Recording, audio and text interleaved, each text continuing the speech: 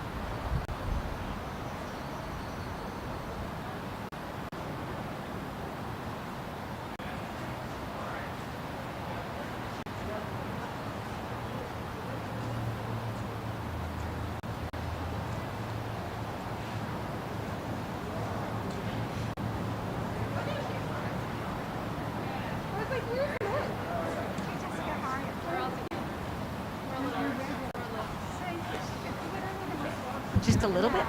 It'll be fine. I'll get up on my tippy toes. Is everybody ready? I am going to ask Sweetie, come in a little bit. Perfect. Hello, everybody, and welcome to the Multnomah County Bridge Shop. We appreciate that on this very cold day you are here with us. We have a great lineup of speakers today to talk about the investments that are being made in homeless services after some surplus revenue appeared. So we're going to start today with Chair Deborah Kafori from Multnomah County. Then she'll be followed by Mayor Ted Wheeler, City of Portland, and Portland Commissioner Dan Ryan. And after that, we'll take time for some Q&A. So we'll walk around with a microphone after that. So with further ado, here is Chair Deborah Kafori.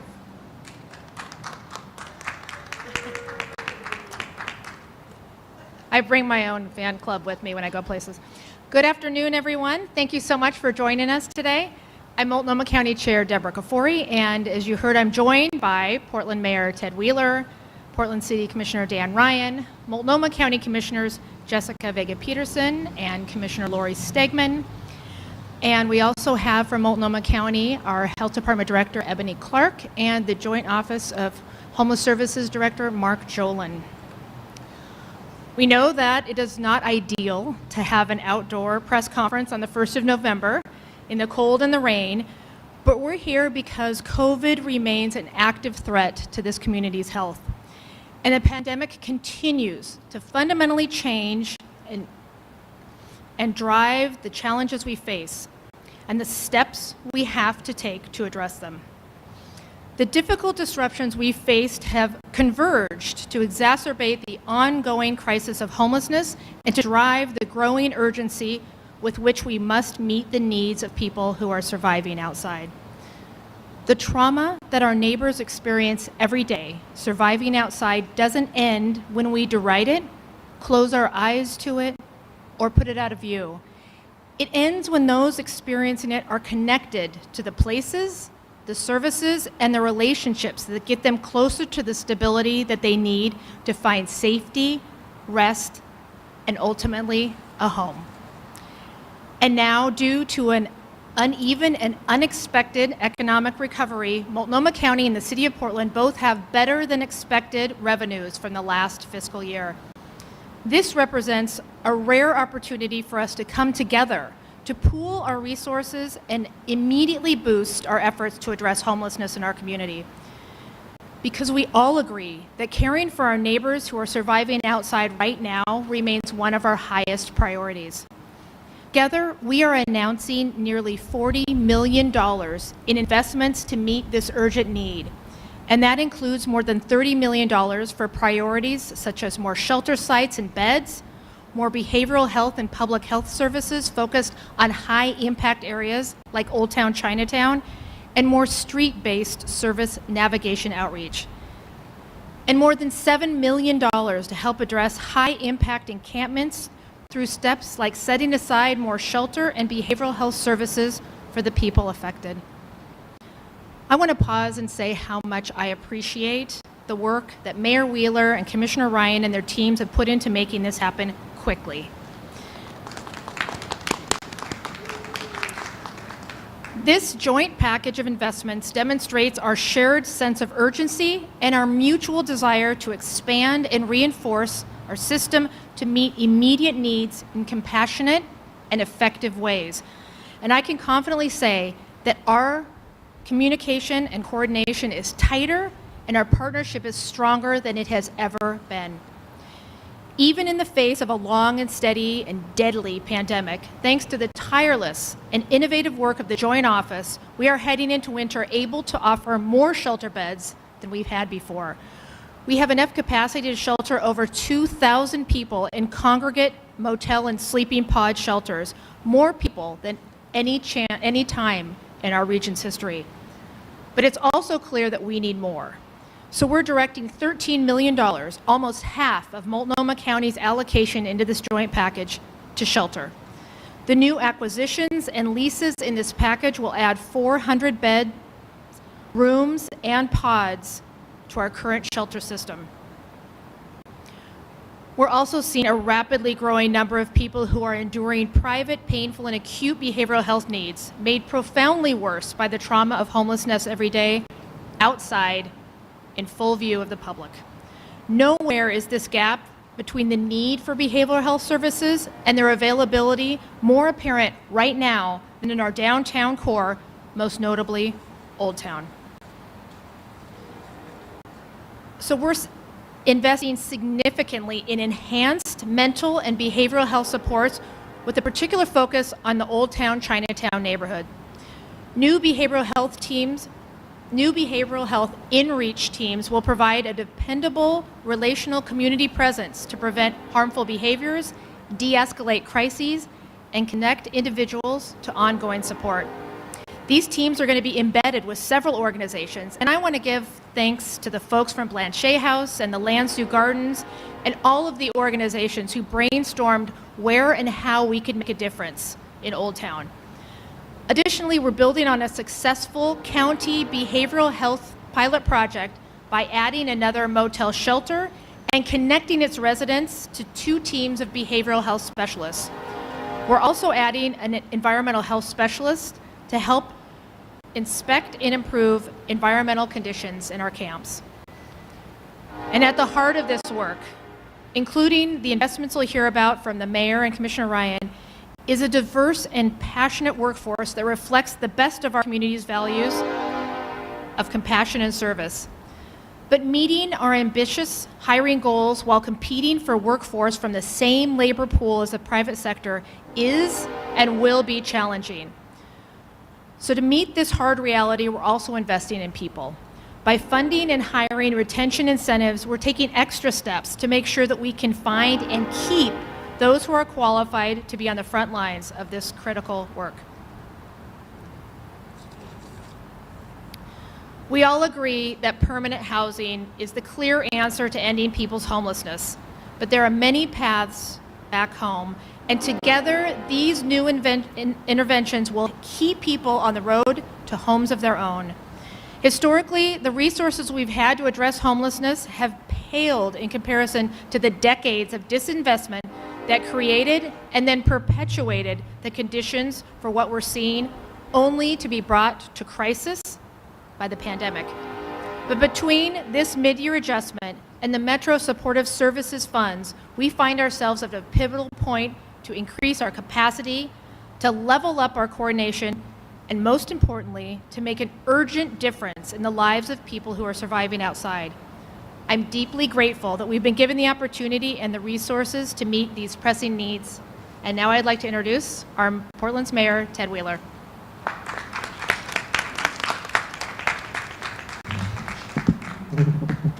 Thank you, Rich.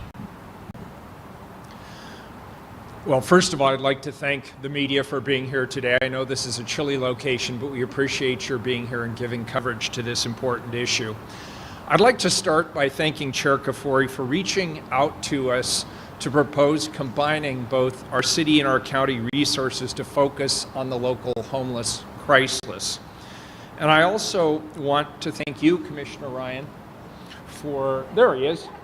I want to thank you, Commissioner Ryan, for your ongoing leadership on houselessness. It's really been fantastic to partner with you and your team on crafting this proposal.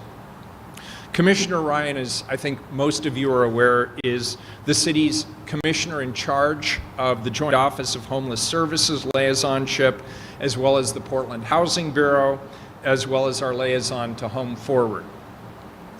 Before I talk about our local efforts, I want to take this opportunity to make a passionate plea to Congress, which is also debating human services funding as I stand before you today. We're in the 3rd decade of a houseless humanitarian disaster for many cities like the city of Portland, and the pandemic has only made this situation much, much worse. More than half of all unsheltered houseless people in our entire country reside in the 3 states of Washington, California, and Oregon.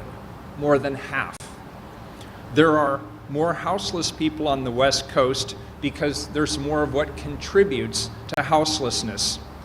High housing costs, which continue to rise at an alarming rate even during this pandemic, and poverty.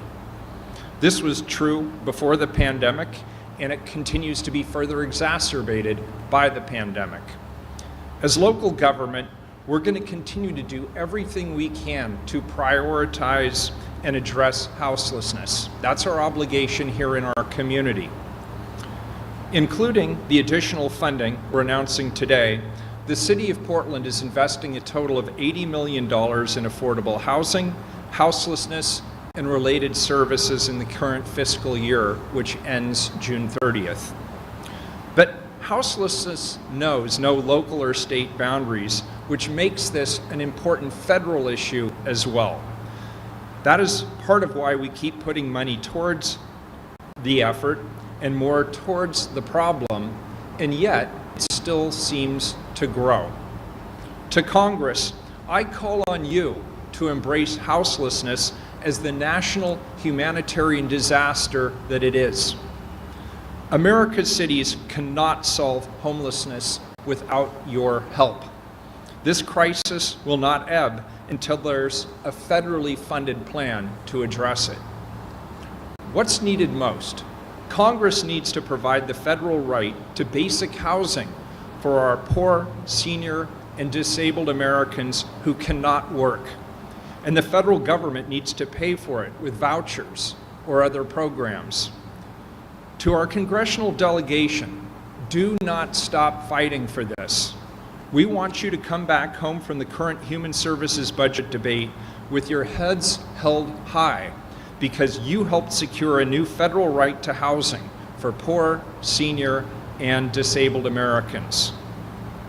While cities like ours wait and wait and wait for vital federal assistance, we're doing all that we can at the local level with the resources that we have to make Portland cleaner and more compassionate.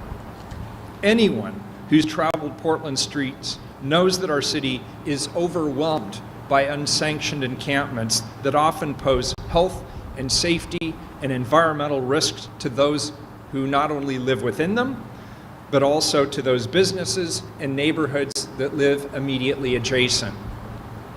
Too many of Portland's houseless live in squalid, filthy, dangerous locations outdoors, and all too often, they're victims of crime themselves. The impact of these unsanctioned encampments is felt most by housed Portlanders and business owners who are closest to these campsites. Chair Kafori highlighted elements of this joint proposal that focused on increasing shelter capacity. Following me, Commissioner Ryan will summarize additional investments within the proposal that support service providers and strategic solutions to improve access to basic sanitation.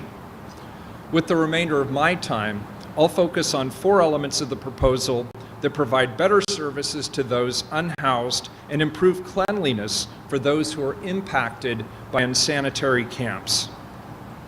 We will provide better and more effective services with our new Street Services Coordination Center. This proposal invests $350,000 to improve coordination of street-level services for unhoused people in our community. The new Street Services Coordination Center created by this proposal will improve city-county collaboration in a way that's never been done before. Day by day, in real time, the center will monitor how many shelter beds are available in each shelter and allow outreach workers to offer shelter beds to unhoused individuals, knowing with confidence that those beds are actually available at that moment. We will fund cleanup of trash left in locations on dangerous terrain. In locations with dangerous terrain, and that's areas like alongside our highways, steep embankments near railroad tracks, former campsite trash is not being picked up in a timely manner. Our joint proposal of $1 million seeks to hire specialty contractors who are trained to work in these dangerous terrains and who are pre-approved to remove trash from various properties beyond our own jurisdictional boundaries, including those of our partners like Metro, ODOT, and others. This will allow for trash to be cleaned up at a faster pace and with much less red tape. We'll connect more clients to services by increasing our street outreach workers. There's an unprecedented number of unsanctioned encampments in high-need areas. The houseless people residing within them do not receive sufficient outreach, nor are houseless individuals able to easily connect with local resources. We hear that over and over. Many are unable to leave their personal belongings unattended or to transport them easily. They may be unaware of the services available to them or be confused about where and how to receive various services. There may be distrust in connecting with government resources. The list of reasons goes on and on. We cannot wait for somebody who's living unhoused to find their way to services and shelter. We need to work with them to connect them with those services. This joint proposal of $1,375,000 will hire 20 outreach workers who will go directly to encampments and connect houseless individuals with valuable services and resources both in the central city as well as citywide.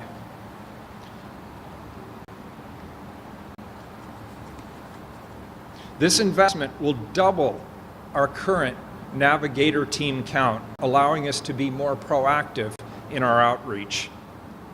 In being more proactive, we'll be more compassionate, we'll provide greater accessibility, and we'll ensure that houseless committee members can better navigate the resources that are available to them through the city, the county, and other partners.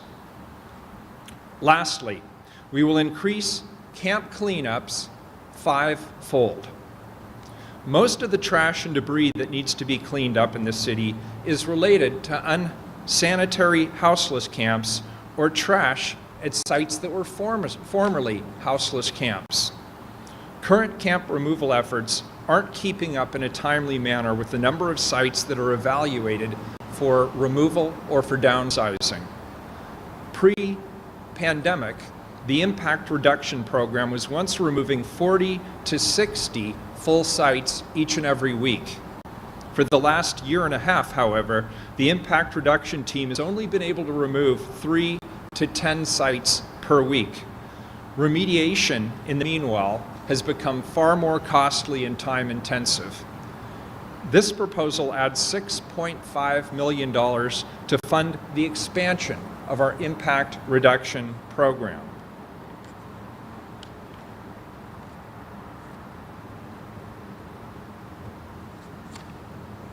These funds will enable the impact reduction program to return to pre-pandemic operation levels with an increase in staffing for hazmat remediation and the creation of low-barrier trash programs. In closing, I believe there's a lot of good things that this package will accomplish. However, in closing, I want to reiterate my plea to Congress.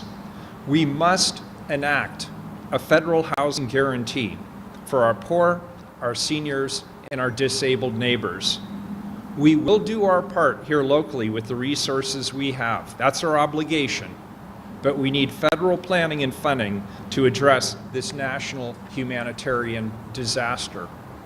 Only then will houseless communities across the United States be able to access resources, receive treatment, and work towards self-sufficiency more effectively. While we wait for federal action, we will continue to be compassionate and resilient here in Portland and throughout Multnomah County. We will continue to do all that we can at the local level to support our homeless community and get as many people off the streets as quickly and humanely as possible. Thank you. At this point, I'd like to invite Commissioner Ryan to come up and speak on additional details of our city investment.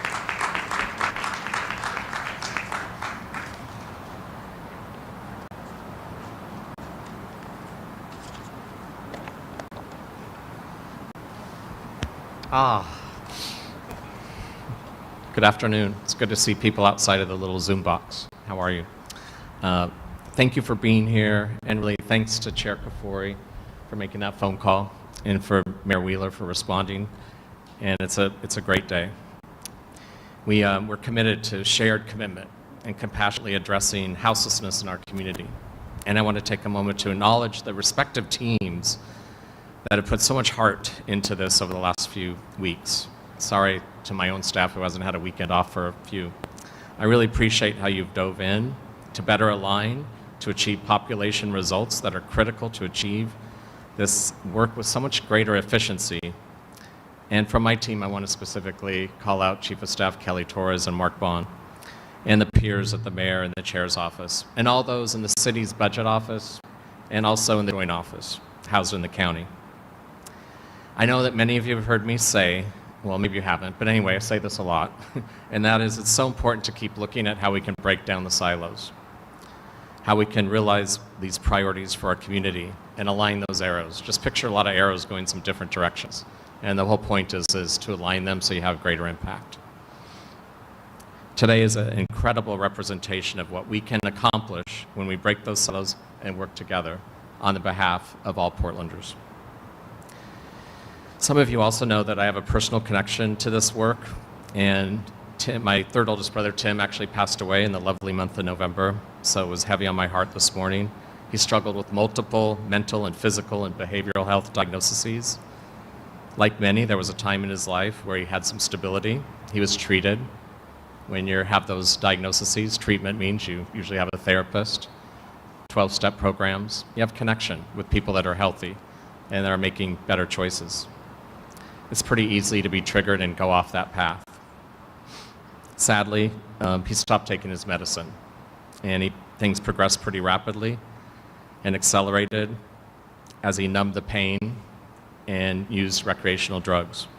Heroin was his choice of drug of choice. Like many who pivot into being untreated by healthy supports, it does not end well. So again, his life ended in a public restroom a decade ago. My lived experience influences me to advocate hard inside these virtual walls so we can have much better results for this growing, complex, houseless population. It's time to improve our on-ramps to services so we can actually have a home for everyone where someone can actually stay in that home for years with safety and stability. It's my pleasure to share a few more details about this joint investment. First, we'll have additional storage and hygiene solutions for people living outside. The total investment is close to $5 million, with the city investing $3.85 and the county doing an additional $1 million. This includes mobile hygiene, site-based hygiene pods, urban rest stops, day centers, and short and long-term property storage. While our houseless residents are waiting to get into shelter and housing, we have to make sure they're getting the services they need to get stable. This investment, and specifically the study on how to make this investment effectively, are a necessary part of the system. Second, we'll create the Streets Services Coordination Center and align with the joint office and houseless services. This is an equally shared investment between the city and the county. Currently, first responders, outreach navigators struggle to connect unsheltered to shelter beds. And so it's important that we find the right number of shelter beds so the dedicated folks on the first responder teams, whether it's Portland Street Response, Portland Fire, Portland Police, Impact Reduction Program, parking enforcement, navigation teams, basically we need the city and the county to herd the cats so they have a better daily assessment on what's available. These 4 new positions, 2 in the Office of Management, the city, and 2 in the joint office, who will work to directly connect all the entities that interface with our houseless population and build a coordinated system to refer them into shelter. This work will help us determine where gaps exist so we can drive the necessary work of breaking down the silos and improving our system as a whole. This will change the way shelter providers, first responders like Portland Street Response, community-based organizations, and the community at large to help our houseless neighbors get into shelter. And it'll also help us drive our larger work of coordinating and aligning the many entities that work in our houseless system. Third, we will incentivize recruitment and retention for service providers. The chair mentioned this earlier, and that is that so many people who work to support unhoused Portlanders are improperly compensated for their work. Simply said, when you work in this line of work on the front lines, you're at the risk of being houseless yourself. That needs to change. Service providers are frontline workers. They are engaging with our community, and they deserve a compensation package that reflects their commitment. This piece of the total allocation is $2 million, and the county is providing $1.5 million of that with our $500,000. Together, we'll expand the pipeline of service providers and show them how meaningful their contributions to society are. This investment will fund bonuses to staff support recruitment and retention and incorporate mid-year and 3% pay increases. I've been calling for this investment since I was sworn in last year, and I'm so proud to be standing here today with the cities pitching in for that effort. Fourth, while this is a county-funded piece of our proposal, I want to acknowledge the mental and behavioral health supports that this package contains. I know that our $2.5 million investment in behavior in-reach teams focused in Old Town will make an impact. I also know that Oregon consistently ranks at the bottom of our country when it comes to mental and behavioral health services. And I know how much we need to change that. I'm asking that our state leadership to hear and call for increased support. We need to prioritize health and human services, and I want all state legislators to listen today. This county investment will make a difference, but we need more consistent leadership to change the status quo. I know that you're hearing us, and your commitment to building a more comprehensive solution is in motion. I want to thank my colleagues, Chair Kafori and Mayor Wheeler, once more for their partnership in this venture. And thank you to the media for being here today and for helping explain this really complex, very complex challenge to our city. We didn't get here overnight. The houseless crisis has been chipping away at the city's soul for over a decade. Today, there's zero denial about the impact of this crisis on our street is having on our city. I know, like my colleagues, my ears listen to gripping and angry stories every single day. I'm pleased today I have more hope than ever than my first 13 months in office about the alignment of resources, the willingness to streamline services, and really just to play to our strengths with greater role clarity between the county and the city. We must continue to innovate, work smarter, and this is definitely a step in the right direction. As many of you know, our office is also taking the lead right now to locate, build, and manage with the county a thriving new on-ramp system that is terribly needed, safe to rest villages. The myths and the fears about these results, this result-focused services is vast. So before you make up any story about them, please, I encourage everyone to visit our website in Portland, Oregon, what a long, anyway, it's on our website. And you can find safe rest villages. I'm not reading all that. For more information about our work, providing alternative shelters for Portlanders experiencing houselessness. And we look forward to having more engagement with all of you as we build these across our city. With that, I'm very happy to, all of us are very happy to take questions. I'm turning this over to someone over there, right there, all right. Thank you, Commissioner. You're welcome. Thank you all. Thank you very Yeah. much. So now we can take some questions. Rich Chapman is here with a microphone. If you raise your hand, Rich is going to go to you so that we can get your questions. They can hear them and direct who's going to answer.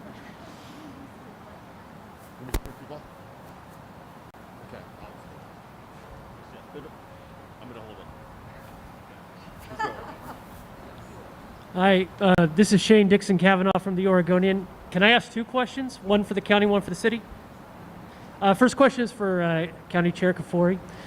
In terms of the properties that you're looking at to potentially lease or purchase for new shelter beds, have those locations been identified yet? Can you give a little more detail about where you might be in that process right now?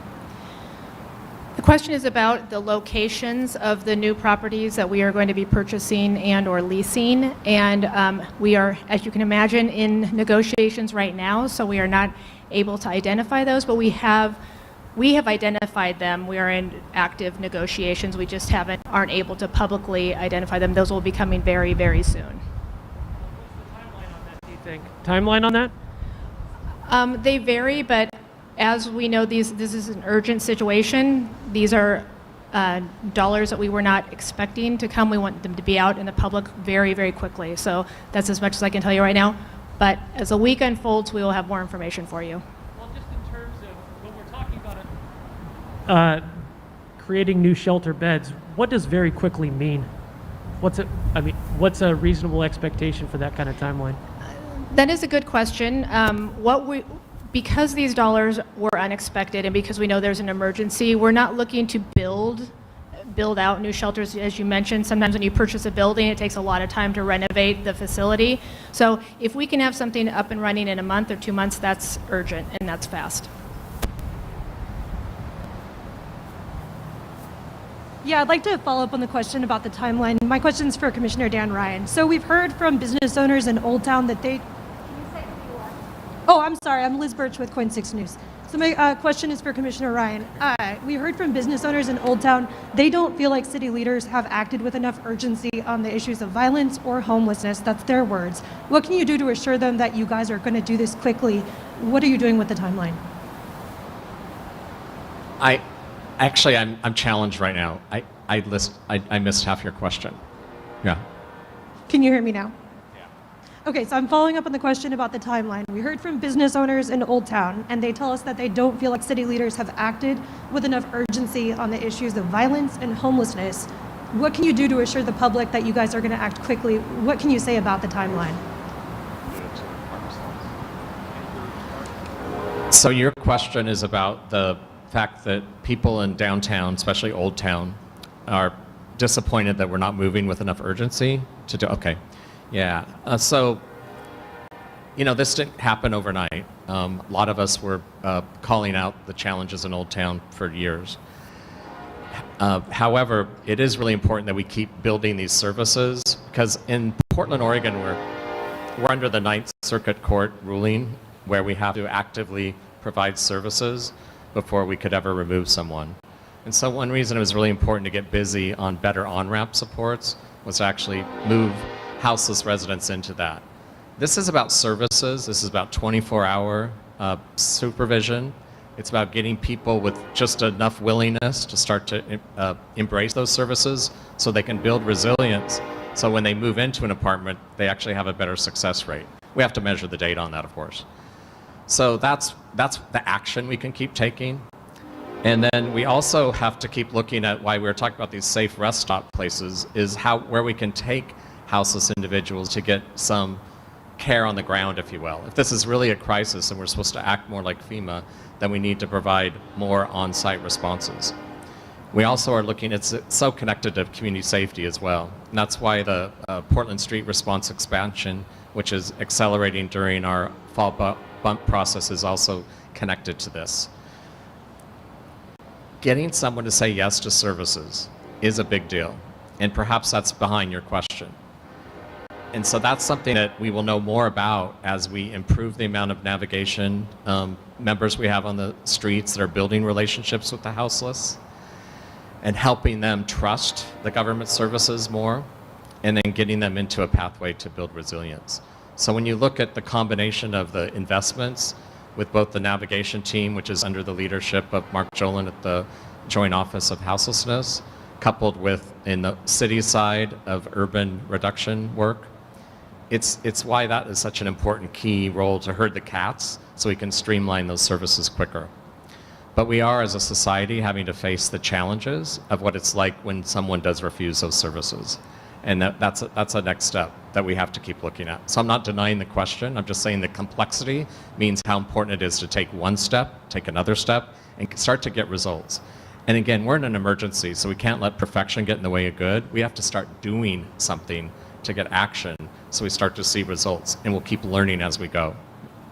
Does the mayor want to add? Do you want anything else? Old Town, Chinatown. I couldn't quite hear the question. Oh, yeah, you could focus more on Old Town Chinatown for sure. Okay, great. Sorry, weirdly enough, it's hard for us to hear the questions, so I apologize. But this, with regard specifically to Old Town Chinatown, these proposals were in measure shaped by feedback we got from Old Town Chinatown. Sam Adams, who's hiding in the back there, and his team have been meeting with leaders in that community pretty much on a weekly basis. And what we heard from them loudly and clearly was concerns about safety, concerns about houselessness, and concerns about livability, trash and graffiti. And so these proposals include improvements around safety. They include the proposals that we've been discussing around houselessness and the work that we're doing to increase not only the impact reduction team, but also regular litter collection and graffiti abatement. I believe those will go a long way towards addressing their concerns as far as this proposal is concerned. I will just add, with sort of for extra context here, that we also deployed bicycle police to Old Town Chinatown at their request, so that's now been going on for a couple of weeks. In addition to that, we've put together a grant program to help some of the small business owners and operators to be able to defray the cost of private sector security. So we are in communication, and I believe when they see the totality of these proposals, they'll agree with me that their concerns have been heard, if not fully addressed. This is Connor McCarthy with Fox 12, either for the mayor, the chair, or Commissioner Ryan. Going off the question of how do you get people to access these services, what is the city and county doing to encourage people on the streets to access these services? And also another question, when will the public see an impact from this money on their community?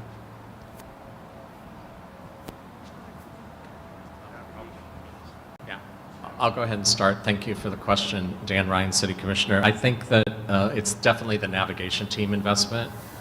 What I've learned in my 13 months in office, for example, when we were cleaning up Laurelhurst Park, Mark Jolin and his team at the navigation team were out there working with the houseless in Laurelhurst Park for a week, and before that, for months, some of them. But it takes a while to establish the rapport and to really understand what their needs are, and then to build that trust. And so we really do need more navigation folks on the ground building those relationships. And that is a pathway to saying yes to services. So that's why that's a big part of the investment. When will the public see this money actually making an impact on the streets, especially in the short term? Because you guys are talking about urgency. There are still businesses that are being impacted across Portland. Will the public see an impact in the coming months, years? When should they start seeing their streets, starting to get cleaned up? So people will begin to see the results relatively quickly, but I also want to be clear, we're hiring new positions and we're establishing new programs or expanding existing ones. That obviously doesn't happen overnight. For example, with the impact reduction team, by increasing that fivefold, that means we're going to be adding vehicles and we're going to be adding personnel. So I would say weeks to months, but certainly you will begin to see the results and feel the results fairly quickly.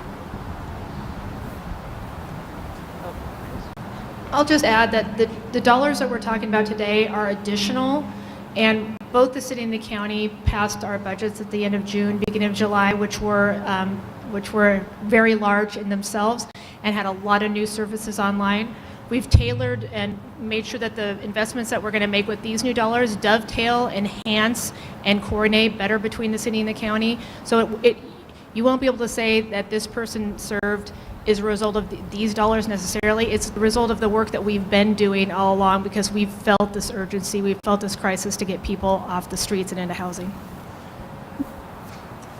This is Alex Zielinski with the Portland Mercury. I have a question for the mayor. You mentioned that there's going to be a fivefold increase in cleanups. I'm curious if that means the protocol's changing at all with how cleanups are administered and prioritized, or what will lead to that?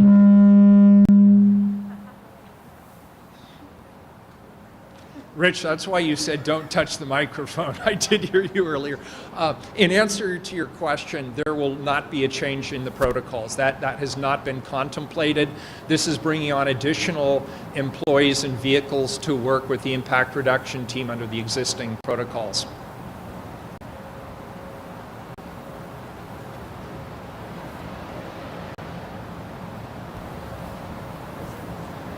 Mike Benner from KGW. This is for Mayor Wheeler.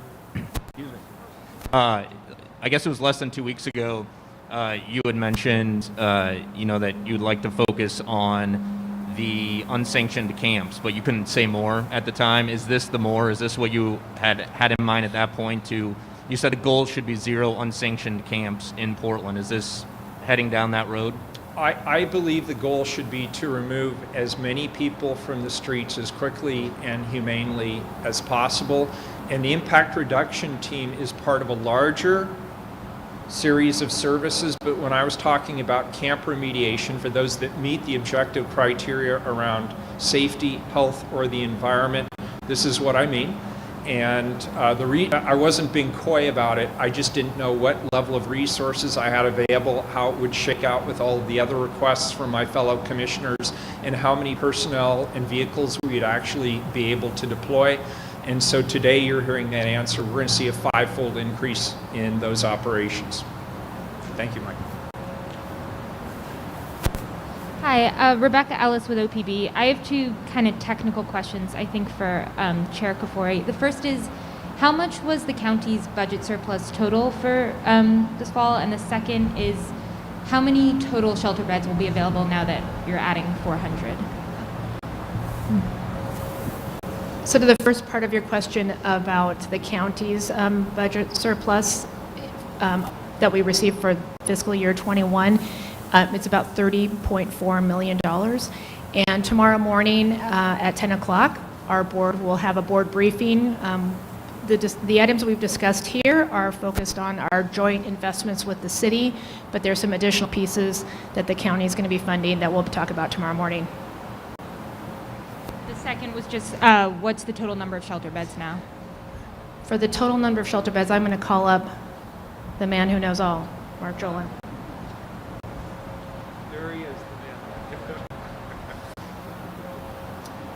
So can you repeat the question just in terms of the total number of shelter beds we will have after these investments? So we're going into this winter in Multnomah County with about 1,750 beds, motel rooms, and sleeping pods. So the total capacity is more than that number of individuals because motel rooms and pods can sleep more people. With these investments, we're looking at about a 400 bed increase over time with these properties that we're in negotiations with right now.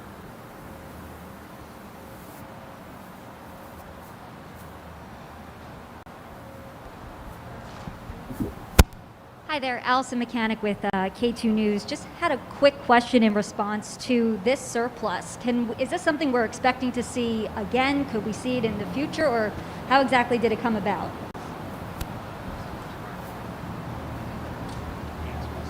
For the county, I will tell you that while these are one-time only dollars, we will have they were very unexpected.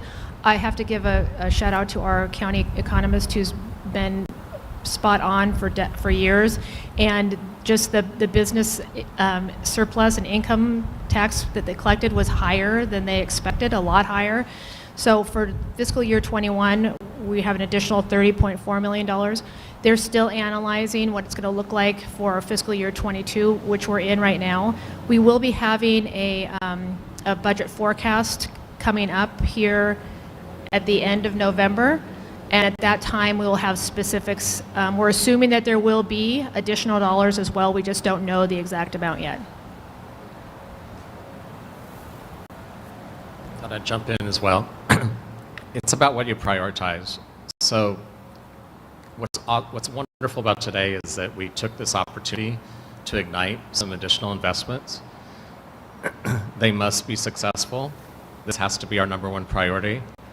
This and community safety are at the top of everyone's list for our economy to come back. So if we don't focus on this, the houselessness crisis and the challenges and the impacts to everyone, not just houseless, also those that are housed, obviously our businesses, people that come here to play and to spend money, we need that. And so if we don't focus on houselessness and community safety first, we won't have our economy coming back in the way that Portlanders should expect.